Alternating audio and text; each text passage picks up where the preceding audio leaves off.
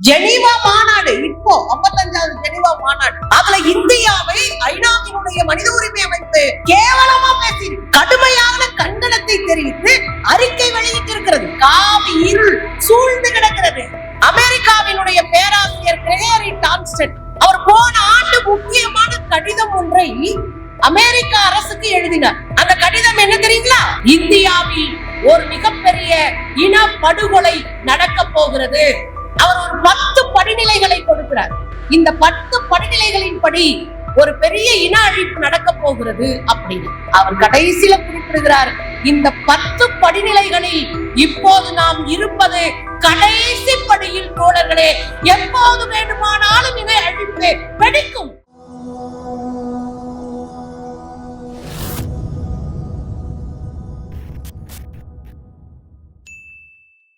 சித்திரச்சோலைகளே, உமை நன்கு திருத்த இப்பாரியிலே முன்பு எத்தனை தோழர்கள் ரத்தம் சொரிந்தனர் உங்களின் வேகத்திலே. இந்தியாவின் ஜனநாயகத்தை காப்பாற்ற, அரசியல் சாசன சட்டத்தை காப்பாற்ற, மனித உரிமைகளை பாதுகாக்க எத்தனை தோழர்கள் இன்னுயிர் விட்டிருக்கிறார்கள்.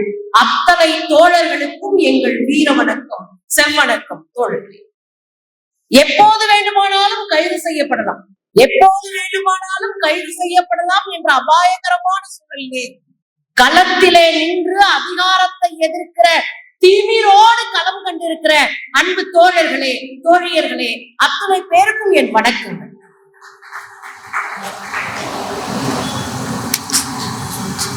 கொஞ்ச நாளைக்கு முன்னாடி ஒரு துப்பாக்கி சூடு நடந்தது. ஒரு மசூதிக்குள்ளே ஹரிஹரனுடைய கோயில் இருக்கிறது என்று சொல்லி அங்கே உழைக்கிற சாமானிய இஸ்லாமிய சிறுவர்கள் மீது, இளைஞர்கள் மீது துப்பாக்கி சூடு நடத்தப்பட்டது. அவர்களுக்குள்ளே சுட்டுக் கொண்டார்கள் என்று போலீஸ் விட்டது.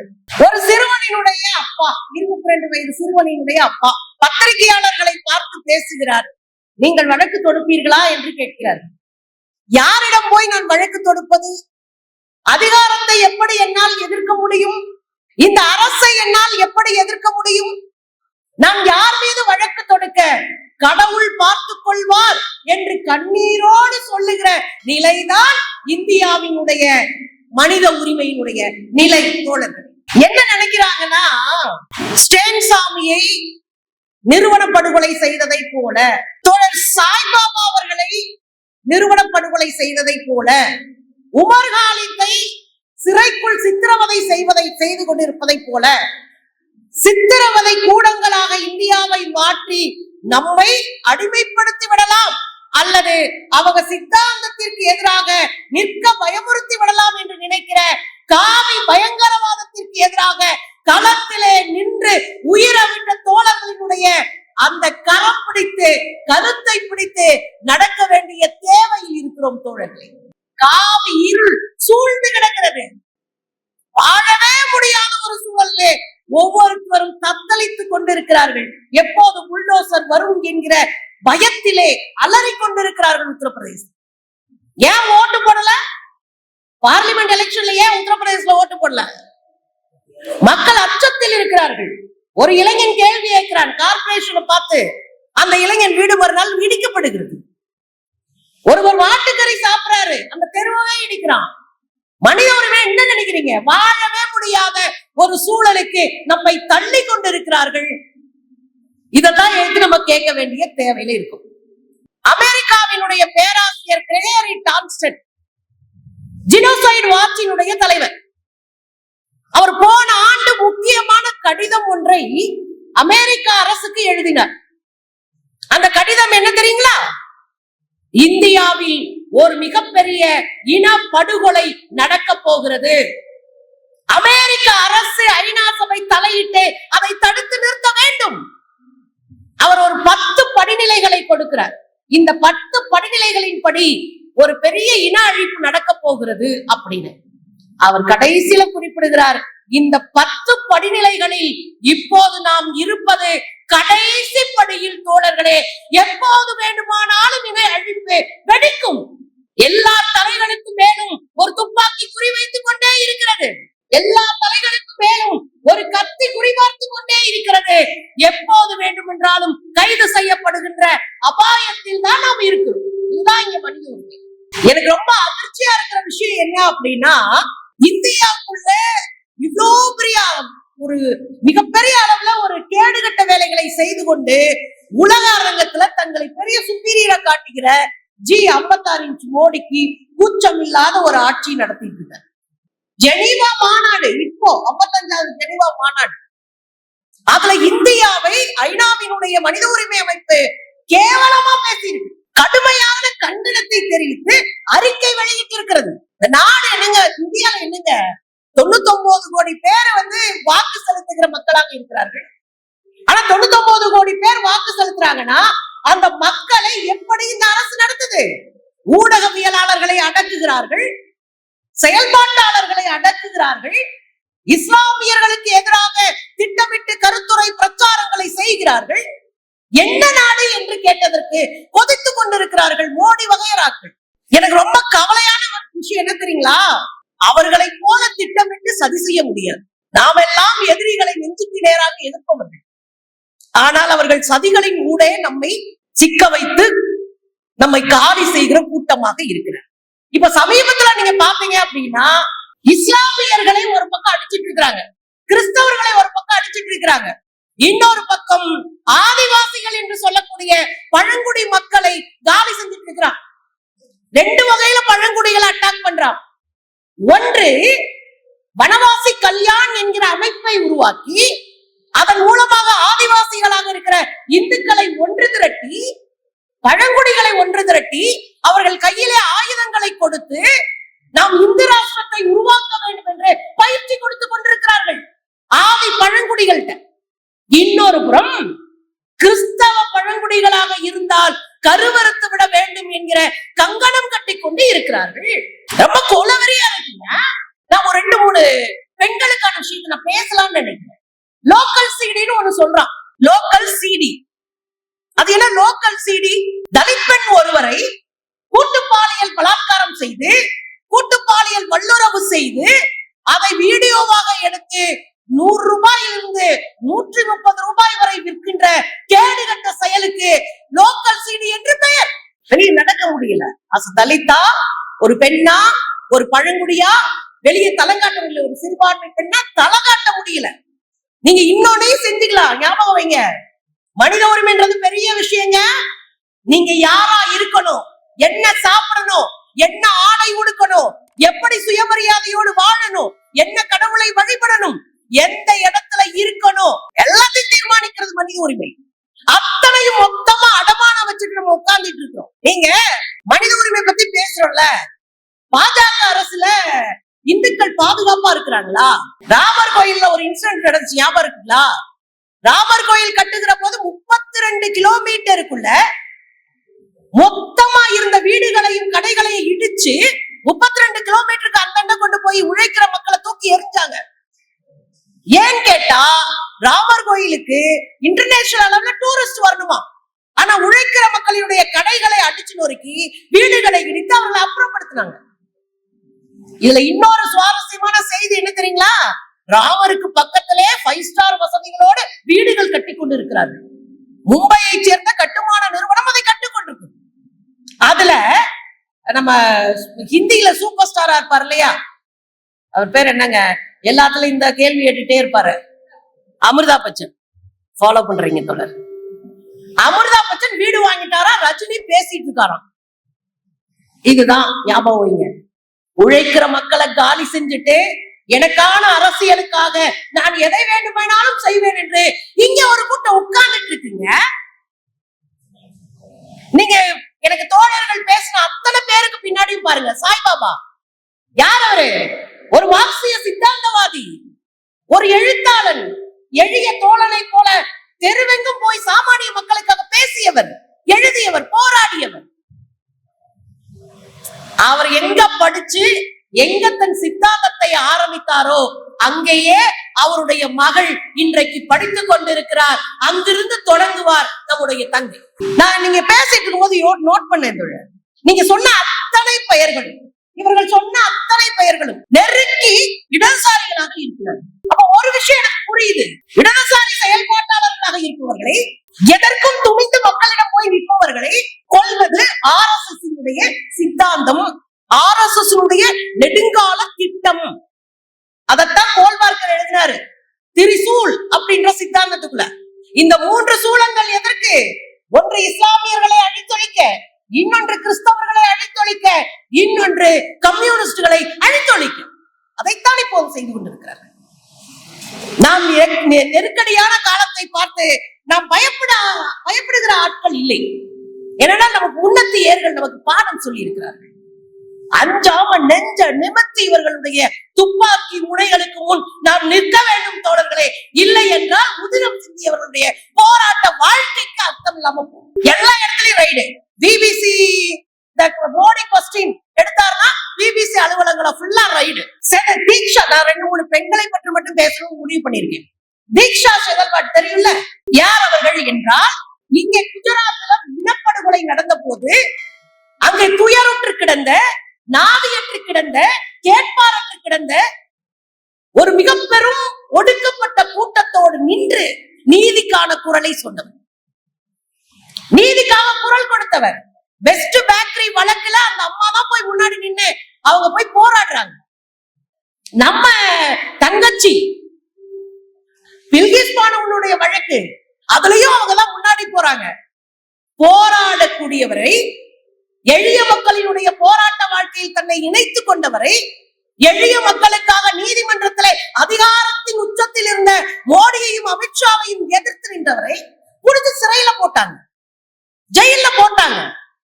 அப்ப புரிஞ்சுக்கோங்க, இங்க எது வேண்டாலும் நடக்கக்கூடிய ஒரு மோசமான நிலையில் தான் இருக்கிறோம். காஷ்மீர்ல 370 டெமாலிஷ் பண்ணாங்களா? 370 நீக்கிய போது அந்த கட்டுரையில வாசிக்கும் போது எனக்கு ஒரு அதிர்ச்சி செய்தி இருந்ததுங்க. உலகத்திலே 2 இடத்திலே காணாமல் போன குழந்தைகளை தேடுகிற சங்கங்கள் இருப்பதாக படித்தேன். ஒன்று ஈழத்திலே, இன்னொன்று காஷ்மீரிலே. என்ன கொடுமை! பெத்த பிள்ளைய தேடிக்கிட்டே அப்பா அத்தா அலையிற ஒரு மோசமான நிலையில அந்த மக்கள் இருக்கிறாங்க. அங்கே அந்த துயரத்தை மறைமுகமாக போராடி போட்டோ எடுக்கிறாங்க. அந்த போட்டோ எடுத்தவங்க மஷ்ரத் ஷக்ரா. அவங்க யாருன்னா புலிட்சர் விருது வாங்கினவங்க. புகைப்படத்துறையிலேயே மிக உயரிய உலக அளவுக்கான விருதா புலிட்சர் விருது. அந்த விருது வாங்கினவங்க அவங்க இவங்களுடைய உள்ளடி வேலைகளை புகைப்படமாக எடுத்து பொது உலகத்துக்கு கொண்டு வந்துட்டாங்கன்னு சொல்லிட்டு அவங்க பிடிச்ச சிறையில போட்டாங்க, வெளியவே விட மாட்டாங்க. ஹத்ரா வழக்கு ஞாபகம் இருக்குங்களா? உத்தரப்பிரதேசத்துல ஹத்ரா ஒரு 19 வயது சிறுமியை ஒரு 4 பேர் கூட்டு பாலியல் வல்லுறவு செய்தார்கள். செய்து அவருடைய நாக்கை அறுத்தார்கள், முதுகெலும்பை உடைத்தார்கள். 4 கிலோமீட்டருக்கு அவங்க தரதரன்னு இழுத்துட்டு போனாங்க. 10 நாள் அந்த பொண்ணு, அந்த குழந்தை ஹாஸ்பிட்டல்ல இருந்து இறந்துட்டான்.